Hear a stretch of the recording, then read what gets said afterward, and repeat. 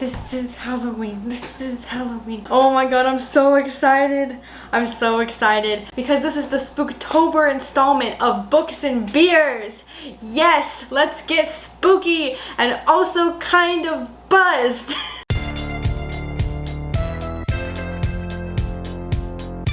Salutations, I'm Becca, this is Worth Another Malarkey. Today we are pairing some spooky beers with some spooky books.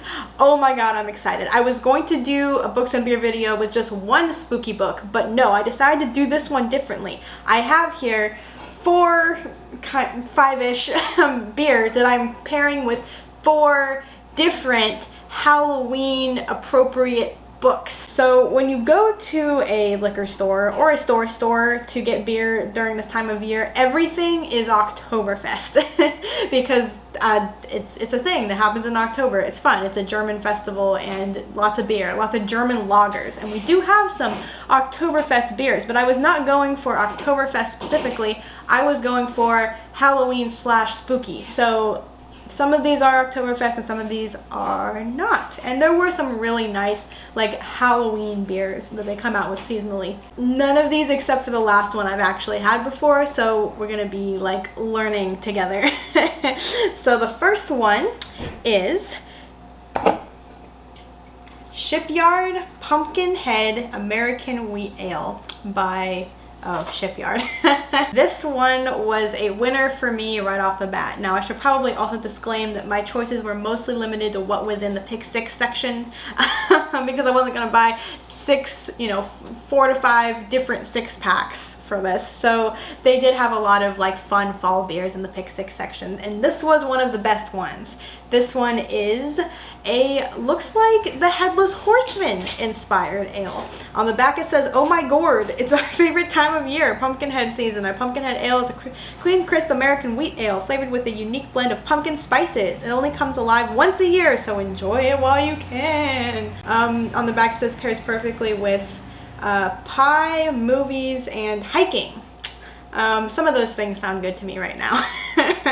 So obviously the book that I would pair with this particular beer is The Legend of Sleepy Hollow, which I happen to have right here. Thanks, sister, for letting me borrow this. The Legend of Sleepy Hollow is a short story. It's very short, so you might want to read some other creepy tales along with this one that are in the same kind of gothic horror camp, but The Legend of Sleepy Hollow was an obvious choice. I also really love the movie. I mean, the movie, the Tim Burton movie is awesome, but it's a very different story than the actual Washington Irving short story. They're both good, but in different ways. One is like very traditionally gothic horror-esque, and Ichabod is not necessarily the hero of the story, whereas in the Johnny Depp adaptation of him, he's very much the hero. So they're both good, just different, okay? I also have an honorable mention for this one I'm not going to open because I don't want 5 beers open because then we're going to have to drink all 5. Oh, and by the way, I'm not on the keto diet anymore, so I can drink beer now. Yay! Right in time for the holiday season. This is the Ichabod Pumpkin Ale by New Holland Brewing Company, and I was like, I mean, this has a really cool design. It's got like pumpkins on it and like these vines and gravestones and horseshoes. Definitely Headless Horseman, Legend of Sleepy Hollow inspired. The name Ichabod, you know, obviously. Such a great name, by the way. Why isn't Ichabod a more popular name is my question. But I'm not going to open this one. I like this one better just because I feel like it fits more. I love that it actually has the Headless Horseman on it. So we're going to open this one and we're going to taste it. And in my assorted glasses, I have 2 stemless wine glasses with pumpkins in them. So I'm using those for the more pumpkin-y ales, beers, whatever. I think they're ales.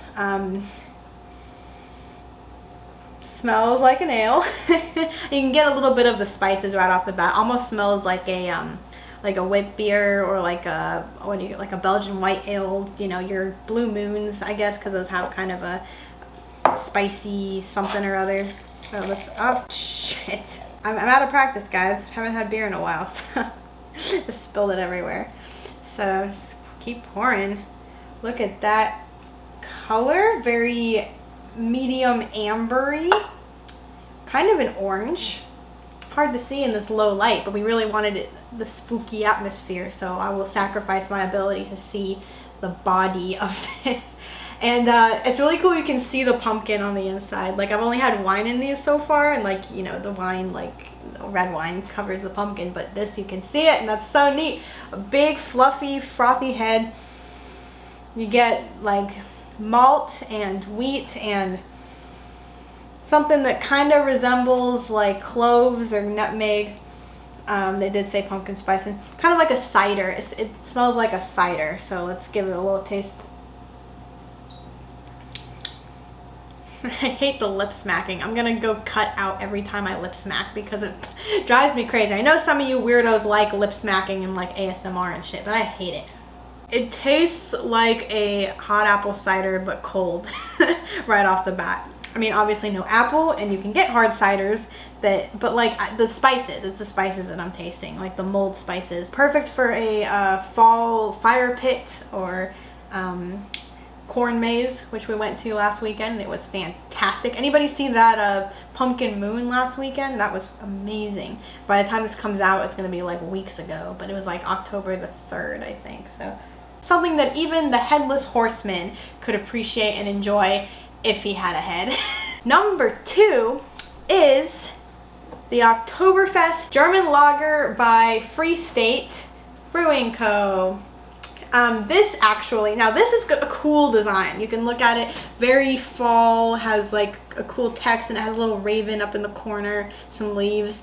This is actually a stand-in for a different beer that I didn't want to buy the whole pack of, but that has a very similar aesthetic, and that is the Poet. It's an oat stout, I think, by New Holland Brewing Co. So the Poet has like a purple label, and it has like a raven and a moon on it, and it's really neat. It's like a year-round beer. I've seen it on the shelves like all year round, but it strikes me as very, very Halloween-ish and very, very relevant to the book/author I would pair this beer with, which is Edgar Allan Poe.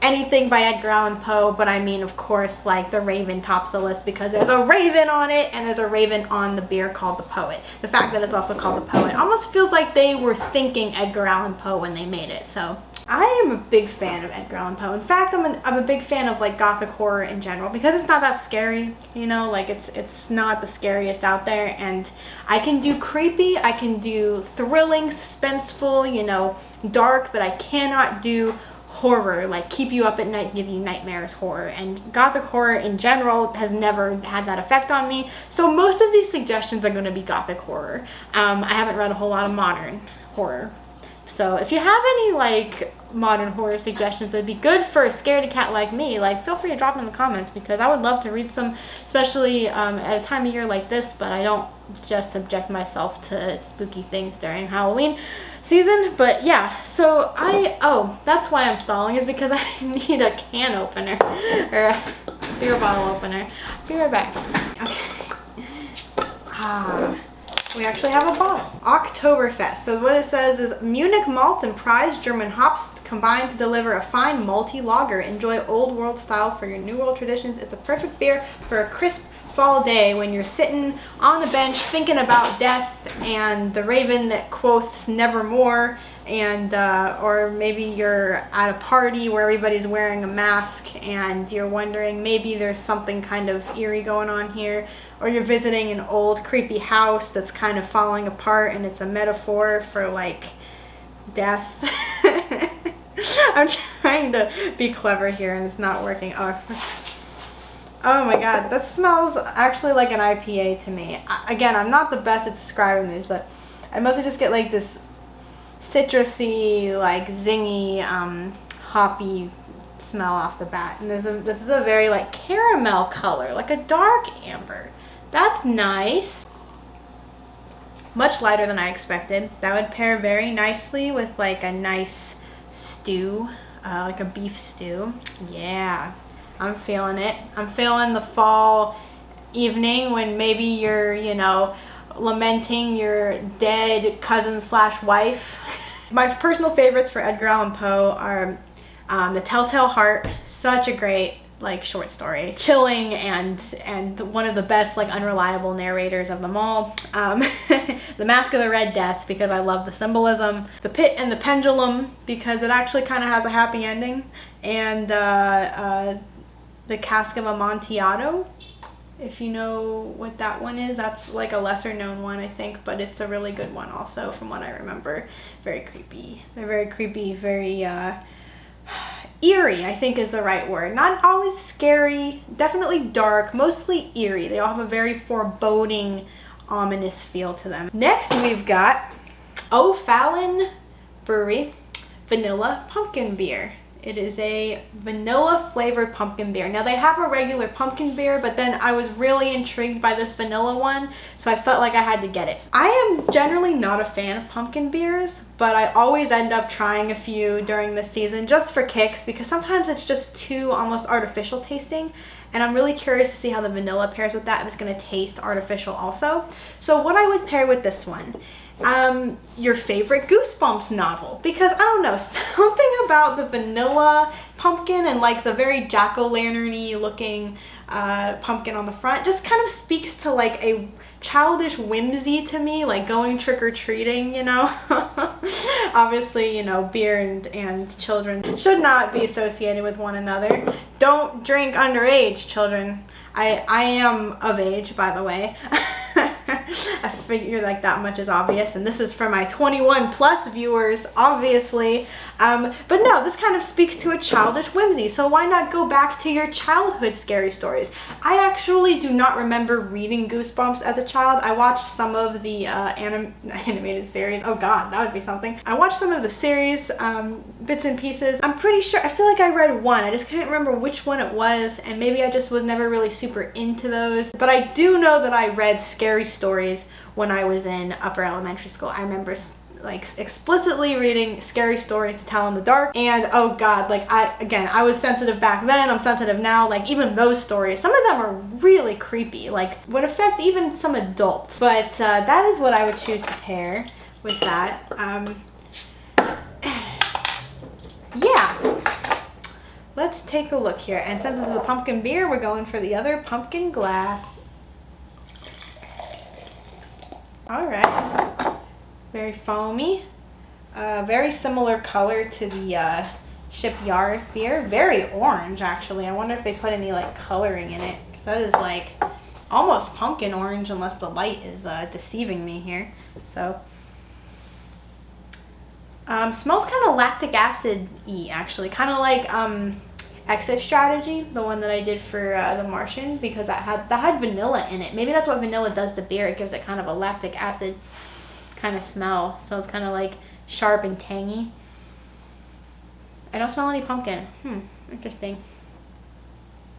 Oh, but the foam tastes like a pumpkin spice latte, so that's a good sign. The pumpkin spice latte foam. I had the best pumpkin spice latte ever, by the way, guys, from a local coffee house. It was actually not a pumpkin spice latte. It was called a Pumpkinhead latte, and it was like a white mocha pumpkin. Oh my god, it was so good. I sound such a basic bitch, which I am. So yeah, like I get mostly the vanilla. I get like a very light hint of pumpkin, and it does not taste super artificial. If anything, it reminds me of Exit Strategy, but without the really weird lactic acid taste that one has. It's, yeah, kind of tangy, kind of zingy, and vanilla-y. That's actually really good. It tastes, I mean, kind of like a pumpkin dessert type item. I mean, I would drink more of that for sure, and that would go quite well with your favorite Goosebumps, like a Ghost Beach or Attack of the Jack-o'-lanterns, or Say Cheese and Die. I think that's the one I read. I swear I read one of them. I just don't remember what it is. Okay, I saved the best for last. I'm very excited. You know, I have Frankenstein here, but I don't think I paired it with anything. It's gonna sympathetically get thrown in with this last one, because I know again, I borrowed this one from my sister, because look at this gorgeous Barnes & Noble edition. Got that fall aesthetic. Spooky. Yes, we get it. Okay, so what I have for this last one, we found this beer last year. This is the only one I've actually had. This is a peanut butter chocolate milk stout called Absence of Light. by Four Hands Brewing Co. They're really good at weird flavors, as you can see. Peanut butter chocolate. Have you ever had it like a milk stout or like a chocolate milk stout? Like, get ready to up your milk stout game. But just look at this can. I remember drinking this last year around this time and being like, spooky beer, not knowing that a year later I would actually be featuring it as a spooky beer. This is a really cool monster looking thing. It's like this gross, goopy, you know, like blob looking, kind of like Creature from the Black Lagoon kind of monster. When I went to the liquor store a week ago, they didn't have this in stock, and I showed it to the guy. I was like, I'm looking for this one. They're like, oh, I know what you're talking about, but we don't have it in, but the truck's coming in tomorrow. So I went in the other day and they had it, and I was just like, yes, because I really wanted to feature this one. And so what I would pair with this one is first and foremost The Strange Case of Dr. Jekyll and Mr. Hyde by Robert Louis Stevenson, because even though he doesn't turn into a monster that looks like this, there is a certain duality, a certain absence of light that occurs whenever he is Mr. Hyde. No, Dr. Jekyll and Mr. Hyde is one of my favorite gothic horrors because I had to read it in college and I enjoyed it so much, but also because it's very underrated. Like, you hear about Frankenstein a lot, and yes, I would also pair Frankenstein with this one. This would go great with Frankenstein for very similar reasons, because Dr. Jekyll and Mr. Hyde has some very interesting themes. I'm burping a lot. This takes place in Victorian era England, where looking good morally was very, very important, but everybody was up to shit. They just hid it. So he was trying to separate his like urges to do bad things from his image as like a respectable doctor. So what he ended up doing was creating an alter ego, Mr. Hyde, who, you know, was totally separated from Dr. Jekyll, the person who could go out and do terrible things like kill people, and then, you know, Dr. Jekyll could go about his day, and, you know, obviously it backfires on him. But the themes, man, the themes. Good versus evil, dark versus light, Victorian repression, absence of light. That describes Mr. Hyde to a T, Jekyll and Hyde, because Mr. Hyde is apparently the embodiment of evil, the absence of light, right? So I got a nice pint glass for this one. And the contrast, look at that color. Looks kind of like cola. Like, it's not as like thick and viscous as some other stouts that I've had. So you can smell the peanut butter. It smells like peanut butter and chocolate, but mostly peanut butter. Doesn't have as thick of a body as like a nitro, which like has that very creamy taste. Like, this one is much more carbonated and much more beer-like, but it's got that nice like rich coffee chocolate taste. This one, they say, pairs well with chocolate cake, and I can attest to this because I've had this with chocolate cake, and it is divine. Or your favorite Halloween candy would also be a good use for it. So hold on, one more. So here we go. This is the lineup, and Ichabod's gonna come in, sneak in here, photo bomb. And these are my spooky beers for your spooky books. I hope you enjoy. I hope that you drink responsibly over the age of 21.